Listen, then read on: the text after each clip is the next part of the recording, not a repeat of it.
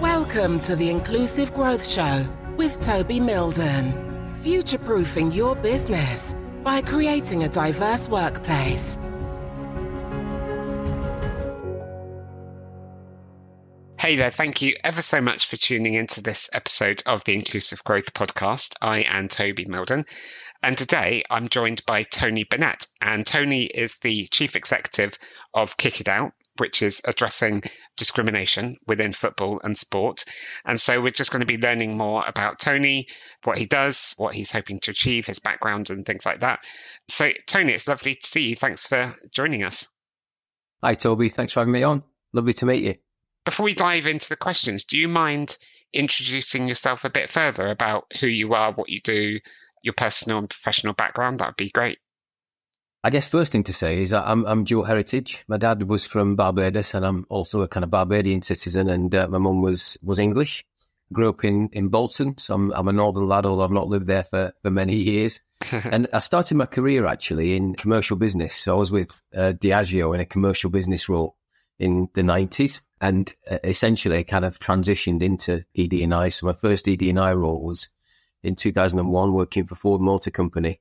I was European Diversity Manager there, at the time of some really challenging stuff actually around what was then the kind of truck plant within Ford. They were under investigation from the old CRE. They had some really serious issues of racism. So that was a kind of a baptism of fire really, joining Ford at that point.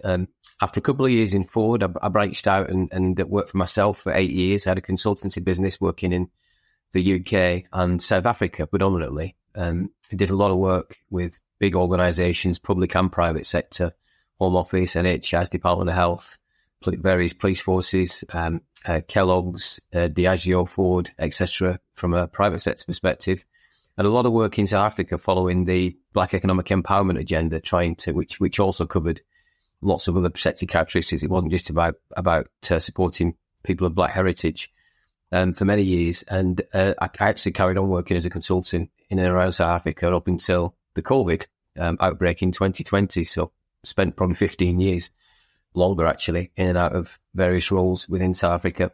After my consulting business, I became head of ED&I at Lloyds Banking Group. I did 4 years there. We did some really good stuff, empowering, particularly on the empowerment of senior women within the banking and financial services sector. Yeah. And then latterly, before I joined Kick It Out, I was assistant director for ED&I at West Midlands Police, which again was an interesting role, completely different, because the whole objective really around working in the policing organisation is how you make sure that the services that you provide for the community are done in a really inclusive way. So it was different to obviously private sector motivations, but it was again another fascinating learning curve. And I've been with Kick It Out now for the last 3.5 years. So yeah, feels like I've been around forever, to be honest, Toby. You got some really great experience, and we realised before we recorded this show that our paths may cross because I used to work for Lloyds Bank. That was one of my first jobs, and whenever I do some public speaking engagements, I say that actually Lloyds Bank was really instrumental in my career. It was one of the first. It was my first job after receiving lots of rejections from other employers, and actually I worked with a really inclusive bank manager. And if it wasn't for his sponsorship, I wouldn't have been able to go and work with big companies like British Airways, Accenture, and the BBC. So I've got fond memories of working for Lloyds Bank. Yes, me too. Yeah. Like every organisation, they've got their issues, but they did more, I think, in this area, in trying to create an inclusive organisation than the vast majority of organisations I've come across, that's for sure. Definitely. So you're the chief executive of Kick It Out. So it's an organisation campaigning to end racism and discrimination in football, which we'll come on and talk about in a bit more detail. But throughout your career, what are some of the most influential ways that you've seen businesses make an impact within the world of EDI? I like a kind of model, I guess, because I'm quite simplistic. So I like a framework. And I think one of the challenges that I find in our area, Toby, is I think this is no disrespect to other practitioners, but there's a lot of stuff made up on the hoof, I think. It's almost, and I'm sick of seeing kind of platitudes from people in our space that have no real effect on changing organisations. So I always think of this world in terms of 3 C's: commitment, capability, and compliance. So the first bit in commitment, it's about senior leadership, which is always kind of trotted out, but it's not about senior leadership signing up to supporting this agenda and then, doing loads of really good PR. This is about senior leaders really understanding the challenges for their organization, really understanding the drivers for our space, for being inclusive, and then committing to actions to drive change. And that's not about attending a Pride event or signing up to an awareness week. That's about, are you committed to really driving the fundamental change mechanisms and systemic changes that are needed to drive inclusion? Yeah. So then that's what I've always seen. Lloyds is another great example where the chief executive at the time, Antonio Osorio, got this. He understood it. He was completely committed to it, and you could see that in every action. Not just his EDI action plan, but every single time he spoke on anything business related, he knew that inclusion was a core part of it. The second bit then for me is about capability. And this is where I do refer to practitioners, and you'll be aware of this as much as me, Toby, that for a long time, the ED&I space has been unregulated, really. And so when you define what does a competent ED&I person look like, often it's down to the opinion of the organization on what that job spec looks like, what the capabilities that support that. I know there are university courses now around our space, but there's never really been a defined set of competencies around ED&I. And what that leads to, and what it's led to for me, is quite often some people who put into positions around our space due to a protected characteristic or because they're the loudest person from a particular group in the organisation. And that is completely different to me to having fundamental capability. And when I talk about capability in our space, I think the biggest, most fundamental factor is not necessarily understanding difference, because we can teach that, we do educate that. It's about change. Do you as a practitioner in our space understand what systemic change looks like? And do you understand how to drive change in an organisation? And if you don't, the default mechanism then becomes, we'll support every awareness week that's going, we'll go out and do events, we'll put evenings on, we'll do awards. All those things have their place, but it doesn't drive systemic change. And when I talk about that capability aspect around systemic change, it's fundamentally about understanding organisational systems. How do organisations recruit? Being able to unpack that process. What's the talent management system? Being able to unpack that process. Being able to understand how you influence senior leaders to really inclusion within their day-to-day activity as just as a core part of business, and help them do that in a way that it doesn't become a separate agenda. So all those things I define as capability.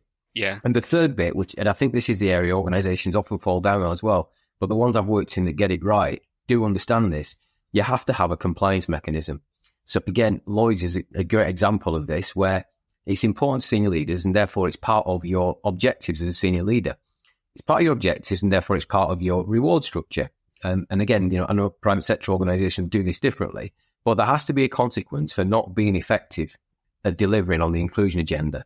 Otherwise, it just doesn't get done, whether that's through your performance management and reward process, whether that's through external measures, etc. But there has to be a compliance mechanism to hold leaders to account. So those are the three things I'd say. Organisations that get this right understand what commitment looks like, have the capability to drive change, and they have really strong compliance mechanisms in place to make sure leaders are held to account for delivering this.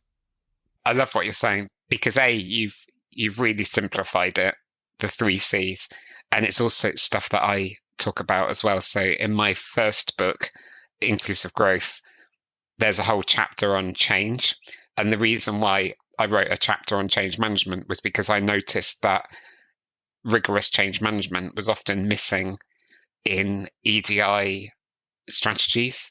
So organizations then became really frustrated because they weren't making the desired impact, but it's because they didn't have a proper change management process or strategy around what they were trying to achieve. I really like what you're saying around compliance and actually holding senior leaders accountable. And we know that accountability is a key component to a high-performing team. Don't know if you've ever come across Patrick Lencioni's work, The 5 Dysfunctions of a Team. He basically came up with a pyramid of a high-performing team, but he presents it as the kind of the dysfunctions of a team. At the top of the pyramid, you've got a lack of focus of results or a lack of accountability. So yeah, what you're saying is like completely spot on. So what are some of the exclusionary processes and systems that you've seen within the various workplaces that you've worked in? This will be a long one, actually. So I think probably the first example I can recall was the challenge, some of the challenges that we had at Ford, which were around allocation of jobs. So in the old kind of truck plant environment, that was the nub of some of the challenges that we found there. So, and often there was no objective process to who got various jobs. And what that kind of led to essentially was almost a cartel that was operated in that part of the organisation. Now, I refer to that because that essentially still goes on. And that's probably one of the most exclusionary practices that I see, whether it's in a kind of truck plant or whether it's in leadership positions. And we have the same kind of challenges within football and other areas of senior leadership, where essentially there is no open process for how you aspire to or achieve success or get into a certain role. Yeah. It just becomes somebody's subjective opinion about who's right for the job. And what that leads to, obviously, is massive levels of exclusion. And I think this is the biggest challenge we've got from a senior leadership perspective. You know, when we look at things like the FTSE 100 and headhunters, having had many conversations with them, frustrating conversations over the years, we'll make excuses such as, you know, we've got to get top talent internationally and we've got to, you know, we want the best people. Well, 7 of our FTSE 100 organisations at the last count were female. Were led by a female. So 7 CEOs out of our top 100 organisations. Yeah. And when you compare that to the education stats and everything else, there is not a prayer for me that we are getting the best people for the job. And this is one of the things that is probably the most exclusionary thing. I think we've got a myth of meritocracy in this country. Mm.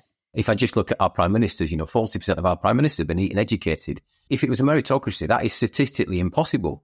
And so I think one of the challenges we've got as practitioners is just to bust that myth of meritocracy, first of all, that, you know, we're not meritocratic. The reason why people like you and I are needed is because we're not a meritocratic society. We're far from it. That's the biggest barrier to driving change for me is kind of busting that myth of meritocracy and trying to make more positions, particularly senior positions, accessible to people from different backgrounds so that we are getting the best talent and the best talent is able to come through and not just the talent that's defined by a few specific privileged individuals that tend to, you know, recirculate and tend to kind of get jobs whenever they want them pretty much.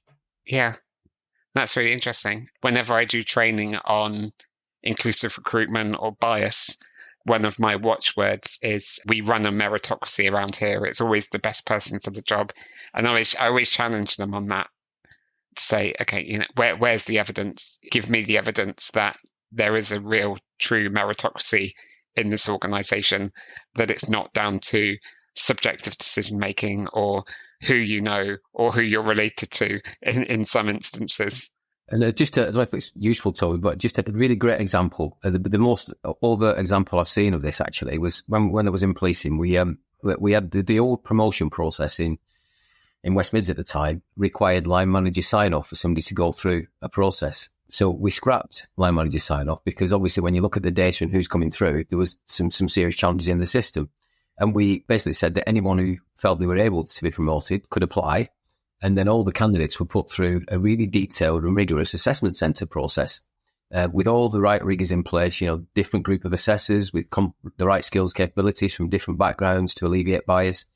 And it just changed the landscape of who was getting through the promotion process because we took out the lack of objectivity really of line managers, who quite often obviously got their own biases, but they've also got their own history of who they like, they don't like, the personal relationships, etc., that were clouding their view.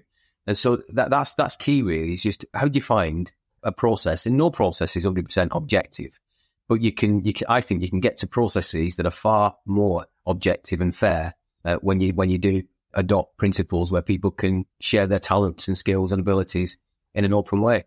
Yeah, I love it. I'm a big fan of just systems thinking and actually how it's the systems and the processes that create bias. Like we as human beings, we have our biases, but the thing is, as human beings, we create systems and processes that just adopt our biases. So absolutely, I think it's important that organizations look at their systems and processes and what bias exists within those systems, and then you can redesign the system to be a little bit more objective. I really like that example that you gave where people in the police force before almost had to have their line manager endorsement to get promoted, which is just riddled with bias. But then you made the process a little bit more objective by introducing the assessment centres and introducing other people to review those candidates. That's really cool. I think that's a really great point as well, Toby, because I couldn't agree more. I think our work, back to this capability aspect, is about systemic thinking. It's about system change. And so that's why I get a little bit frustrated when I see what I call useless rubbish, really, in our space. You've only got to go on LinkedIn and somebody's kind of shouting about something that's completely irrelevant to what we do. But essentially what we do in the change management aspect we're talking about is systems thinking. It's we look at systems, we analyze whether systems are not inclusive, and that's how we implement change. But that requires a certain level of capability, doesn't it? Yeah, definitely. I've talked to loads of organizations who their diversity and inclusion strategy is just to run lots of awareness days, that they'll sponsor a pride float, or they'll organize an event on International Women's Day, or they'll do a webinar for the UN International Day of Persons with Disability. And it is important to raise awareness about difference, but it's not really impactful enough. If you want real lasting change in your business, you need to be thinking with systems in mind and thinking about the employee experience and what roadblocks and speed humps are holding people back or preventing them from either entering your business or getting promoted within your business. And then your job as a HR practitioner is basically to remove those obstacles as much as possible. Completely agree. Moving on to your work in Kick It Out, when it comes to sport and football in particular, how are you making an impact?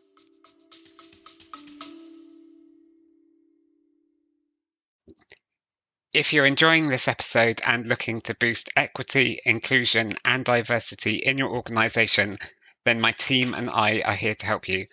Our team specializes in crafting data-driven strategies, developing inclusive leaders, designing fair recruitment processes, and enhancing disability confidence. With a blend of professional expertise and lived experience, we're ready to support you on your journey. Please reach out to us anytime through our website at milden.co.uk. Now back to the interview. Our mission is really, really straightforward, actually. We want to try and create a game where everyone feels they belong. And so we do that. We've got two main goals, really. The first one is creating an inclusive culture around football. And the second one is representation. We need more people from lots of different backgrounds. So if I look at the first one around culture, obviously we do a lot of work in areas like education, which is important. So, for example, we run training courses for players in academies. We have a fan education program to try and rehabilitate fans who've behaved inappropriately, where any kind of custodial sentence or severe punishment isn't necessarily applicable. We'll put them through a one-to-one training program so we can educate them on what they said, where that came from, how we can change that.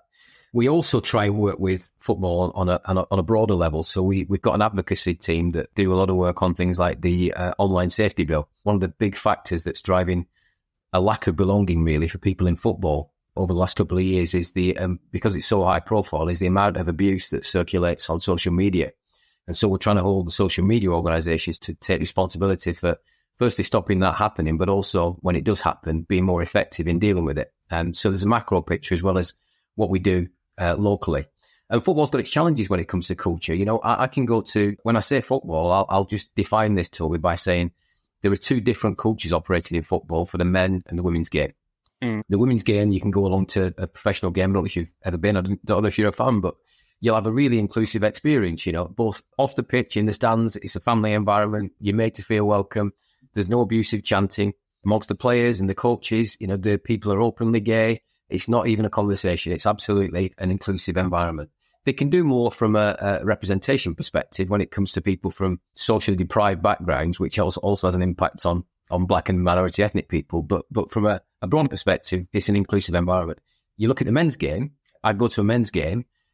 I probably wouldn't want to take my child if they're under 16 or 18, because I know there's going to be verbal abuse, there's going to be swearing, there's going to be horrific chants related to the referee, the coach, their families, etc., etc. Yeah. And then if I look at the environment in the kind of playing and coaching staff, it is very white heterosexual male. And when I say white heterosexual male, 40% of the players are black.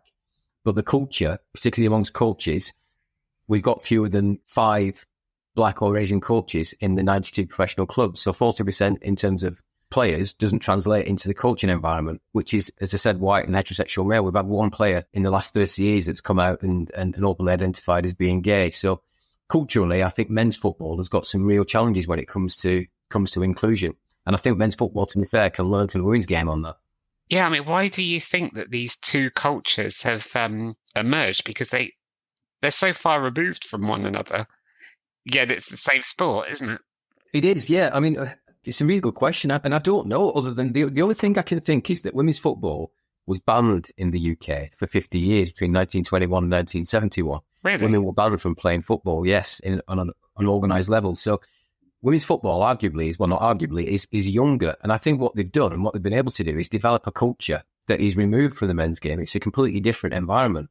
And as I say, it's far more inclusive. I think to address the challenges of culture in the men's game almost requires, again, what we were talking about earlier, it requires a dismantling of the system from lots of levels, to really get to more levels of inclusion. And not least, having the conversation, which football it seems reluctant to have, around what is appropriate behaviour amongst supporters. I speak to people all the time, and I'm a passionate supporter of my club, but, I speak to people all the time who behave in a way when they walk into a football ground they would never dream of behaving if they'd gone to the theatre watching a play or if they're in their own workplace. Yeah. But they go through the turns of a football match and think it's okay to, shout expletives and abuse people. So that conversation about what's appropriate, like you have in every workplace and every organisation, for some reason, football's reluctant to have. And you constantly get the retort, well, football's different. It's just football. Yeah. Well, it's not. An exclusive environment is an exclusive environment, and it needs tackling.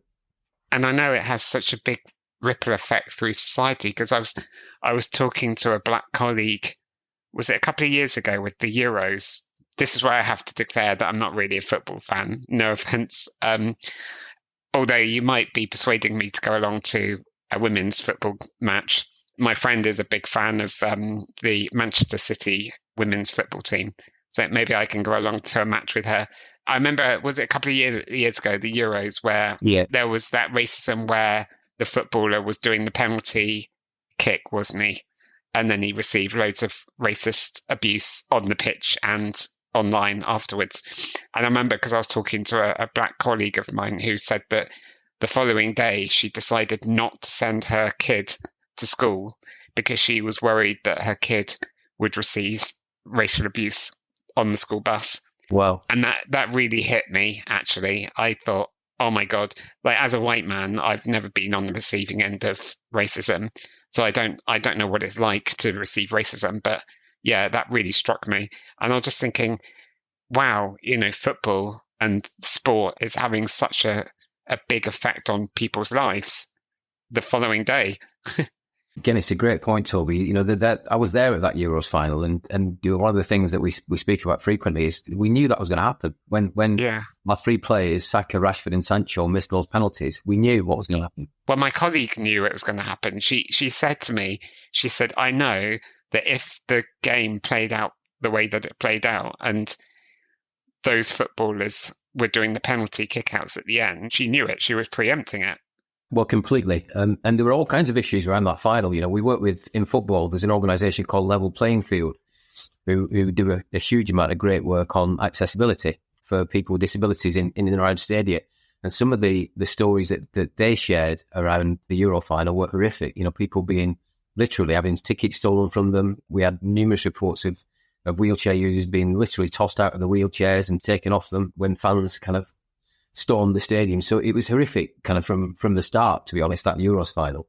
But I'd like to say it's gone away, but we've had a situation this weekend. England played on Friday night, and I went to the game, luckily, and wasn't a great game, but nothing out of the ordinary happened. And yet over the weekend, the newspapers, particularly the tabloid newspapers, decided to pick out the three black players that were involved, three prominent black players, and make them the subject of the criticism. And it's just bizarre. So again, we're into it, and it's not only bizarre, it's actually irresponsible, given what happened at the last Euros.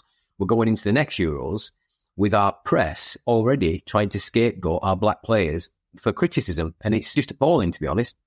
Yeah, and, an unregulated social media platform is a problem. But when you've got the regulated press causing issues like that as well, it just adds fuel to the fire, doesn't it? It's beyond. I mean, it's again. You'll be aware of this because it's our area, Toby. But I'm exasperated by not just our press, but also the tone of the dialogue that's often set by our political leaders. Talking about anyone with any protected characteristic and their behaviour towards all of us. And actually, let's not forget, we are the majority population. Yeah, it's just appalling. Some of the dialogue that they've used to describe people from all different backgrounds over the last few years just drives this hatred, and then it creates a press and a media where they think that's acceptable. So I think, again, talking about systems, there's a whole systems change process lived out from the top of our society for me. That's probably a good segue to my next question, really, because in your opinion, what do you think is one system change that's mostly needed to make an impact, whether that's within the world of football that you're currently working in or within businesses? I think we've got to start at the top. And I think, the compliance bit, I think, is really important. And again, you'll know far more about this than me, Toby. But if I look at something as simple as the Disability Discrimination Act, and I've got family members with disabilities, so it's something quite personal to me as well. But what date was that act passed? We're talking decades now. 1995. And we still are nowhere near effective implementation and compliance of that. Now, that for me speaks volumes about how serious we are as a society about tackling inclusion. And so I think if there's one change I'd like to see, it starts with that. Just get the implementation and the compliance right around the Disability Discrimination Act. And I think that's as a start point, that would show me that society and governments are serious about tackling some of these issues. That's before I even get onto things like equal pay. But, just get that right. I think with the DDA, it was established in 1995, but then it was superseded by the Equality Act in 2010. And so whilst obviously disability is a protected characteristic within the Equality Act, I think there was a lot of criticism at the time that it's almost like the disability bit got diluted as it was kind of merged into this broader Equality Act in 2010. Yeah. But again, when you do look at the enforcement of the Equality Act around disability, for example, the onus is on the individual to take action, which is really difficult to do if you don't have the time or the resources to take a business to court. They have a slightly different system in America, I believe, where anybody can take an organization to court if they fall foul of the Americans with Disabilities Act. So there's some quite high-profile cases of businesses taking other businesses to court over like the inaccessibility of their website or their app. Domino's, for example, is a big high-profile court case where, they were taken to court over the inaccessibility of their online ordering system. Sure. Yeah. I'd also like, and then again, I don't want to talk about kind of how we change the world, but I do think, you asked if there's one thing. I think the other thing I'd say is we need leadership on these issues. And I think that the way that the dialogue has emerged almost post-Trump in 2016, post-Brexit, is really inflammatory. With the way we talk about anyone with a protected characteristic. And I was listening to Fast in Bit over the weekend. I was driving back home from London, talking about Rishi Sunak and the government's perspective on people with anxiety and depression and mental health issues. Mm. As a society, I think we've just completely gone to ridiculous levels when it comes to our lack of compassion now for anybody who's different, whether that be migrants or people with mental health issues or, trans community. And I think that has to change, because without that, the work we do is going to be even more challenging. And that tone has to be set, I think, by our leaders. And I think our leaders have a responsibility to change the dialogue around people, irrespective of our differences, and start talking about inclusion in a way that helps drive the agenda rather than makes it far more difficult to achieve anything. Yeah, and I don't know if you found this, but, our work within EDI, when you've got politicians saying discriminatory remarks or things that create division rather than uniting us, there tends to be a couple of responses. Some organizations are stepping back and saying, well, this is the way that the government's behaving. It's clearly not important. Therefore, we're not going to invest in an inclusive culture. Whereas I've got some clients who've said, actually, we don't care what the government say or do. We know it's important. We're actually going to double down on our efforts because we know that as a responsible business, we've got a duty of care to our employees to make them feel that when they do come to work, they're working in an environment where they are respected, where they feel like they belong and they can progress in their careers, regardless of what's happening on the kind of the geopolitical scale. Yeah. There was some interesting research actually that came up fairly recently that said that investment in EDI initiatives and bringing in consultants had decreased, but it was those organizations that were just focusing on the kind of the tick boxy type activities that were deciding to spend less. However, the organizations that were thinking about EDI much more strategically, a lot more culturally, a lot more systemically, as we've been talking about, have actually increased their investment overall, which I thought that for me was a positive sign. I completely agree, and I probably see that as well. But I also think that the way that Kemi Badenoch a few weeks ago made some quite disparaging remarks about people who work in our area, and the various politicians have. One politician a few weeks back questioning how much the NHS spent on ED&I professionals. And in an interview, one of our kind of government representatives, and just ask them, what do you think an ED&I professional does?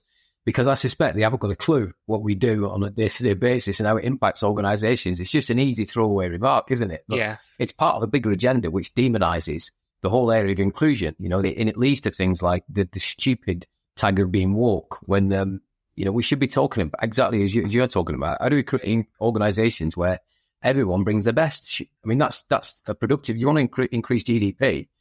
Then you want people, lots of people from lots of different backgrounds working at their full level of productivity and capability. And you want to do that by having inclusive organisations with inclusive cultures. Agreed. And I suspect a bit like the work that you did in the police force, with it being public sector, for the NHS, it's about delivering better patient outcomes. Completely. So if you've got a diverse workforce that feels included, they are going to deliver a better healthcare service to the public, which benefits the country as a whole anyway. Completely. It's a no-brainer, isn't it? But that's why it frustrates me, because the argument is just stupid. If they're going to pick on a profession, then, look at how many PR people there are across the public sector. That's an area we probably want to cut back. Yeah. Instead of pumping out stupid messages that are not important, invest in areas that are going to drive an output and deliver change. Yeah. So the final question that I ask everybody when they come on this show, so not the final, this is the penultimate question, is what does inclusive growth mean to you? Inclusive growth means having organisations that are openly accessible to people who want to join them based on having the right level of capability, that have systems and processes in place that allow people to flourish and to achieve their full potential, whatever that might be. I'm not talking about everybody being a CEO, but everybody having the opportunity to fulfil their potential. Inclusive growth means organisations that recognise their customers or service users. In a private sector organisation, that's a little bit easier because you have marketing departments that really target people, but also from a public sector perspective, understanding that you're operating in a diverse world with diverse communities, and how do you create services that are inclusive rather than services that you want to necessarily deliver. So for me, that's what inclusive growth is all about, creating environments where we can all achieve and thrive and have a sense of belonging. It's as simple as that for me, really. Brilliant. And my final question to you is related to the work that you do at Kick It Out, because obviously you're addressing racism and discrimination within football. What is your advice to the person listening to us right now on the receiving end of racism and discrimination, or they may be supporting somebody within the workplace who is on the receiving end of racism and discrimination? What's your advice to them? My advice would be report it, and not particularly in certain situations that I know how challenging that can be, Toby, but my advice would be report it. Especially if you don't feel able to challenge the individual, and quite often in a football environment when you've got some, very loud spectator, for example, who might have had a few drinks before the game, who's being abusive.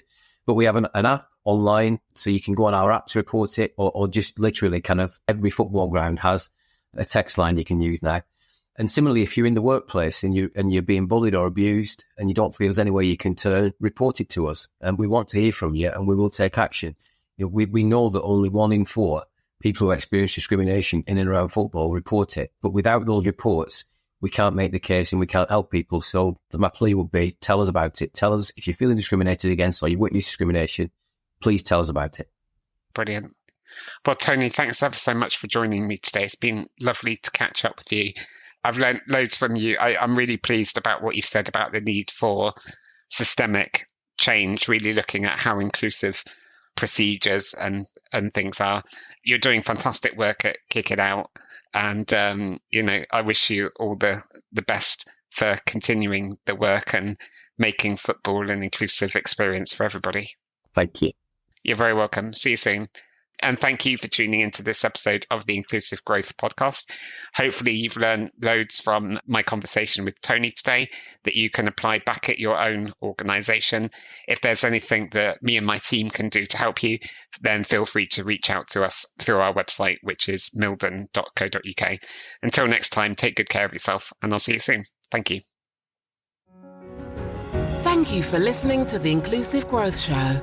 For further information and resources from Toby and his team, head on over to our website at milden.co.uk.